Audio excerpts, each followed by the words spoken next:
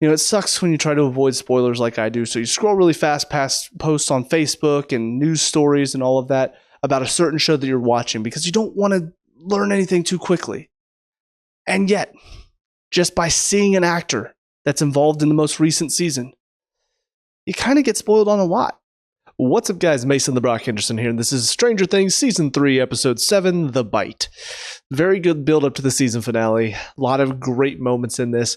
Once again, gotta talk about the weak stuff first, because, yeah, the stuff with Hopper and Joyce is still easily the lowest part for me. And it's funny because they actually do have a moment in this episode where they do kind of call it out. Murray in the backseat of the car yelling at Hopper and Joyce, just telling them straight, you're both acting like children. I'm like, thank you. When the crazy conspiracy theorist guy is making more sense than the badass detective character that you built up in the first 2 seasons, something's wrong here. But unfortunately, that's kind of where the enjoyment ended with that story. We do get a little bit of badass Hopper whenever he goes into the fun house and is taking down some of the Russians, which it is kind of funny, considering he plays Red Guardian as well. But that was about the only badassness we got from Hopper in this episode.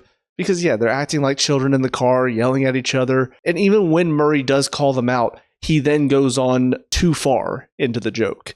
It becomes this whole thing where he's talking about, you two should just have sex, and then goes into that whole spiel, which isn't really that funny. And then he tells Alexei that they haven't had sex, and they start laughing like children in the backseat. I'm thinking, why did this go from a good moment, a hell yes, Murray, tell them they're acting like children moment, to now you guys are acting like children in the back seat? Why did the writers think this was funny this season? I don't understand. But as far as Alexei's death, I mean, it's not really that impactful to me. On top of that, the fact that he and Murray are just going around the fair, it doesn't make sense to me. Because they're sitting there casually just speaking in Russian around all these people. That doesn't make sense. This is like height of the Cold War, right? In the 80s? Because it ended in the 90s. Why would you just so casually go around, yes, let's just speak Russian around all these people on the 4th of July as well? I don't know. It felt kind of silly. So when the one Terminator-like guy shows up and shoots Alexei, it didn't really hit me that much. And the moment with Joyce getting to punch and then kick Larry in the groin, it was okay. I think the funniest part of that was after she did that, they had a little voice ADR in the back, like, yeah, lady. Something was actually really funny about that. But let's talk about the better stuff, which is everything to do with the kids. So there are a couple of things that in these 2 stories are a bit weaker. The first thing, which I don't know if it makes sense or not, the first thing is after Elle, Mike, Nancy, all of that group, once they see the creature coming toward them, they decide to go hide in the cabin. I don't think that really makes sense, considering you saw how giant the creature is. All it has to do is just rip the roof off. They're barricading the doors and everything. I'm thinking, why not get out of there? I realize they're trying to do like a last stand. They've got the shotgun, they've got the axe. They're thinking maybe we can fight this thing away. But you see how giant that thing is. A shotgun and an axe aren't going to do much. And while they do manage to fight it off a little bit, it still feels like they sort of hold themselves up and trap themselves in there. And it nearly killed them all, to be honest. So I thought that was a little bit of a dumb decision, but also I have to remember that these are kids and teens, so maybe I shouldn't be judging them too harshly. But the other thing is the scene between Robin and Steve in the bathroom. I thought it was a decent scene. It is a little sad for Steve that this girl that he's found, that it's the first girl that he's really fallen for since Nancy, and she turns out to be into girls. That does kind of suck. I just felt like the scene went on way too long. Because there were several moments that did drag with them a little bit, but I thought it was kind of played up for comedy because we're seeing them drugged and they're very clearly out of their minds. And I will say, again, the actors playing them did a fantastic job in those scenes. I was laughing. But then we get into that bathroom and there's this long conversation and it takes forever and they're just going through this whole emotional thing. I'm thinking, I like the fact that we're finally getting some resolution to this story. Steve finally admits he likes her. She shoots him down because she's into girls herself. We just had all these intense moments throughout this episode, and now we're hitting the brakes. We're pausing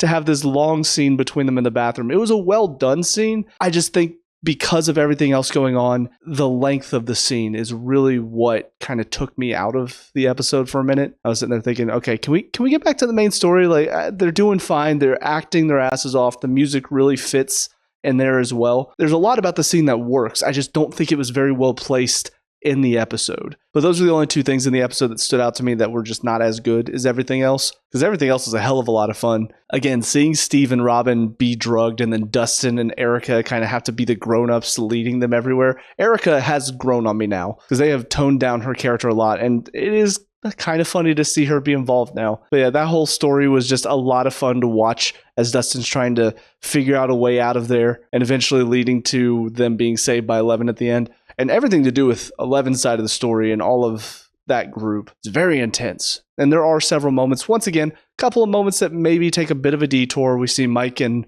Eleven having a little bit of a conversation. But that one I felt was a lot quicker. Mike kind of said his piece, but then got cut off. But I just really like all these characters interacting with each other and working together to try to defeat this creature. Honestly, I think one of my favorite scenes is when Nancy is talking about, all right, we need to clean the wound and disinfect it. And Max just steps in. No, you have to stop the bleeding first. And there was a moment where I'm thinking, why do you know this? And then she just pops in, I'm a skateboarder, I know. I'm like, oh yeah, that does make sense. She would be cleaning a lot of wounds as many times as she probably fell while learning to skate. That's a very clever tie-in. I gotta admit, I didn't think about that. But also you got Lucas and Will trying to find the stuff that Max needs. And then they see the fireworks. And even with that, it could be played off as like, oh, we're missing the fireworks. They could just have like a stupid little joke because they're kids and they're thinking about all the cool stuff they could be doing. But no, Lucas looks at it and goes, this is a lot of firepower. And since that thing doesn't like heat, this might be a good idea to have. So I don't know. There's just so much about this that is a lot of fun. I'm enjoying watching these kids team up, even when they get together at the end and they're all exchanging information. Robin with her line, wait, but I'm confused. How'd that car just go flying? And then Dustin, well, Elle has superpowers. Superpowers? Steve pops in. Yeah, she can move stuff with her mind. Keep up. Come on. It's just so many funny little beats in there. It was very well paced as well, seeing them all interact and kind of quickly exchange information as Steve and Robin and Dustin are talking about the Russians. Everybody else is talking about trying to get here to close the gate. But of course, it leaves off on a very good cliffhanger too. We see that Elle's blood is infected with the creature. And at one point, they do pose the question. Nancy and Jonathan are talking about Mrs. Driscoll wanting to go back and realizing that they're probably, all the people that were infected by this thing are probably all inside of it now. And it's kind of that realization of, well, crap, we can't really save them, can we? That is something that's been on my mind since I watched the last episode is, are they going to find a way to kind of, well, I say this not meaning it's going to be bad if they do this, but BS a way to keep everybody alive that has been infected. And the only reason I say it that way is because it does kind of feel like they would really have to, I don't know, pull something out of their ass. Because, I mean, we saw everybody basically break down into bones and gooey stuff. So it feels like that should be it. They should be gone. So I don't know how they're going to make it make sense where, oh yeah, once we defeat the creature, everybody will just return back to themselves. That doesn't sound right to me. The only one that I think might be saved by the end of all of this, and even then, I don't know if he's actually going to, is Billy. And that's just because, like I said before, I don't think the creature had him drink all of that bleach and cleaning stuff and eat all the fertilizer, because I think it realized it didn't need him to be weaker to control him. So he's the only one that they might actually be able to save him, because I don't think he's torn up his body as much as everybody else had to. And obviously he's still physical, whereas everybody else is now a part of the creature. So, but yeah, getting into the finale, I'm excited. Looking forward to see what's going to happen here. So let's get into it. See you guys there in a second. And finally, episode 8, the Battle of Starcourt. What a finale. This was a really good time, really enjoyable. To be perfectly honest, there's not a whole lot to talk about, but there are a few things that I do think wraps up this season as a whole and kind of expresses my feelings on the season as a whole. So first of all, once again, we do have the weakest part. And once again, it is Joyce and Hopper. So unfortunately, they do that cliche thing where Joyce is like, oh, I guess, maybe we can go on a date sometime. So they're finally about to go on a date, and of course it ends in tragedy. Seen it done before. As soon as she said that, I'm like, oh, that's not happening for sure. The problem is when you watch a show that is not current, or you're watching an episode of a show that is not current, there's a chance you've probably seen some stuff. Like I said before, I'm pretty sure I've seen all of the kids in the recent cast photos, which tells me they're probably going to make it to season 5. Same thing for David Harbour. I'm pretty sure I've seen him in the cast photos and some of the interviews for season 5. So I'm pretty sure this is not the end of Hopper, which is a good and bad thing, to be fair. It's a bad thing because obviously I feel spoiled on that, and I feel like that moment doesn't quite hit because I'm sitting here going, okay, he's not dead though. I don't know how. Maybe when the thing exploded, it like teleported him to the Upside Down or teleported him to Russia, because they did mention in the post-credit scene, they're like, no, not the American in the other cell. So I don't know if that's supposed to be him. So I feel like that's very purposeful for them to say not the American. It's like, oh, there's an American trapped over there. What's going on? But yeah, so that is the bad part of it, is I do feel spoiled. But the good news is that this is not the end for Hopper, which after this season, I'm glad, because this season really took down his character for me. It was not as fun to watch him. He was acting like a child, screaming all the time. He and Joyce both were screaming a lot, to be fair. It was just not as fun to watch the two of them, where they've been the more grounded characters in the first two seasons. This one, they felt so cartoony, so over the top. It would have been so funny to see the more grounded Joyce and Hopper meeting Murray this season and talking to him. Like, that would have been so funny to watch them sort of go back and forth. But as it is, Murray and them just sort of were three peas in a pod. They're all acting goofy and over the top. And so it was a lot less enjoyable. And so when that scene happens where Joyce has the moment where she can blow up the machine, but Hopper's stuck in there, I'm not feeling any of it. And again, some of that might be because I knew he was going to be okay, ultimately. But I should have felt something more. I should have felt that moment for Joyce when she did lose him, assuming that I'm correct about him being in the more recent seasons. Because there's a chance I could just be misremembering the photos that I saw. Because obviously I'm not trying to look for them, so if I see anything Stranger Things, I kind of scroll quickly, but my eyes catch stuff.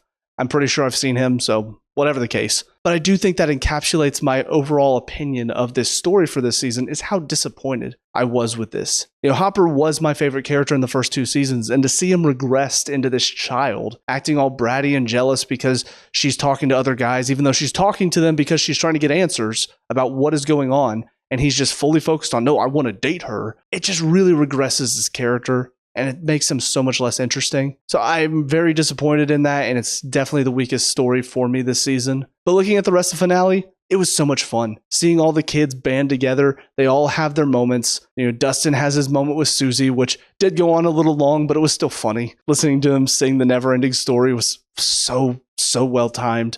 And everybody's reactions too were killing me. Steve has his moment to be a badass, shows up and plows Billy's car out of the way right before it smashes Nancy. It was such a good scene for him. And honestly, I do feel a little bad for Steve in all of this. Maybe they are planning on putting Steve and Nancy back together since the buyers are moving away. But that's what's so funny to me, is I've talked about how for Jonathan and Nancy, I've just not seen much from them as a couple. It feels like they were just put together because, oh, well, they have the shared trauma. And it almost felt like they wanted to give Jonathan Nancy because, well, he's the outcast. And so it's like kind of a pity thing. Like, oh, here, we're going to give you the pretty girl in school to date because you're the outcast in school and the outcasts deserve to date the pretty girl. It's like, well, yes, but show why they're a good couple. Show why she likes him. I know why he likes her. We've seen, I think, a lot of that, maybe a little too much with the picture taking in the woods and all of that. But that's season one. I guess we've moved on from that. But show why they work together as a couple. And I haven't really seen that this season. I've seen them arguing more than I've seen them really clicking as a couple. It was only once the action started and they were working together to stop the mind flayer. That's when all of a sudden it was like, oh yeah, they look like a couple again. But that's not always going to happen. If you're only working as a couple whenever there's life and death stakes, then how is that going to work? Do you always want the action to be kicking up? Do you always want something trying to kill you for you guys to work as a couple? It just doesn't feel quite right. But for Steve, I just feel bad because not only did his girl from last season go and sleep with another guy while I don't know if they were technically broken up at that point. I know they weren't really together. He told her to go with him at one point, but there was no real official, I guess we're done or I'm breaking up with you. And then he moves on seemingly peacefully, even though she's going with this guy that she was alone with quite a few times while they were dating. So I'm sure that felt good. He starts crushing on this other girl. She turns out to be interested in girls instead. So that sucks for him there.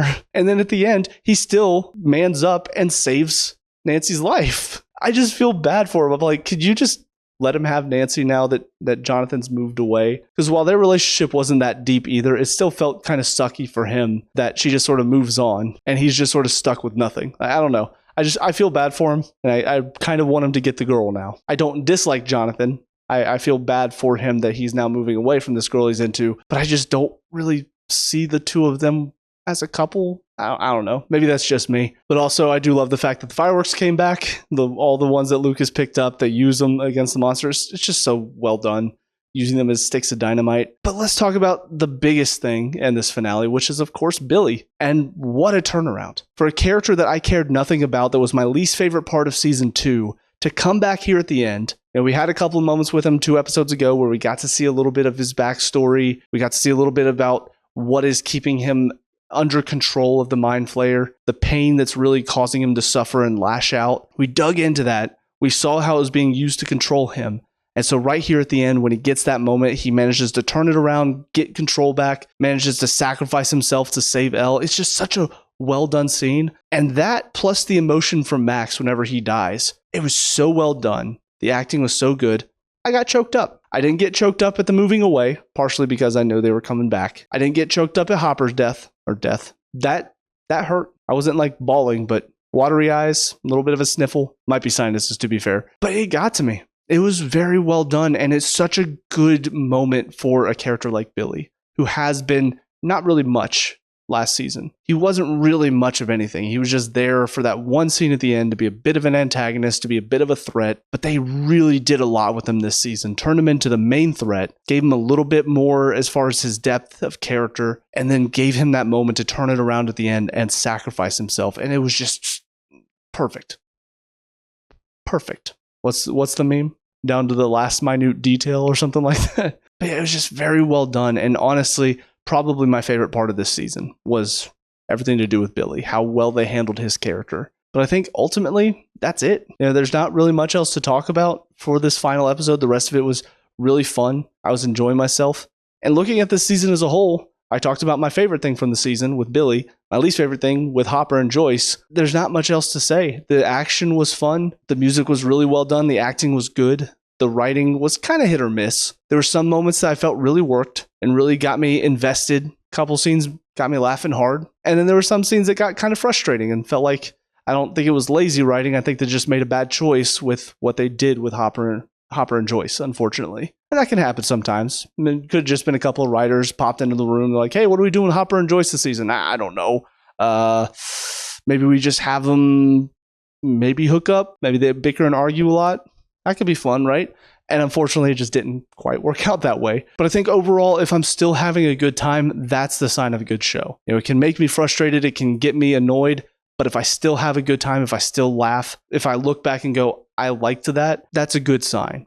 Because I'm not always feeling that way whenever I get frustrated. So yeah, I'm excited for season 4. I'm going to hop right into it as well. I know I've heard it's some people's favorite season, which is exciting. I don't know if I'll feel the same way, but the fact that it is ranked very high for a lot of people, I am looking forward to that. I do know season 3 is ranked pretty low, and I can kind of understand why, because I would probably rank it as my least favorite season so far. But even then, I still say it's a good season, so take from that what you will. But yeah, we'll hop right into season 4 next time, but until then, cue the outro. Hey guys, thank you so much for watching that review. I hope you enjoyed it. First and foremost, please leave your thoughts in the comments down below. I love having discussions with people, so whatever your thoughts were, whether you agree or disagree with me, please leave them down below. Obviously, no spoilers. Also, if you did find yourself enjoying this review and you want to see more, please leave a like and subscribe. It really helps me out. I also have a gaming channel as well as a channel where I talk about soccer, so if you want to give those a follow as well, that would be much appreciated. And lastly, if you want to help me improve upon the quality of these channels, I do have a Patreon. All of this is in the description below. With all that being said, I hope you guys have a great day, and I will talk to y'all later. Peace out.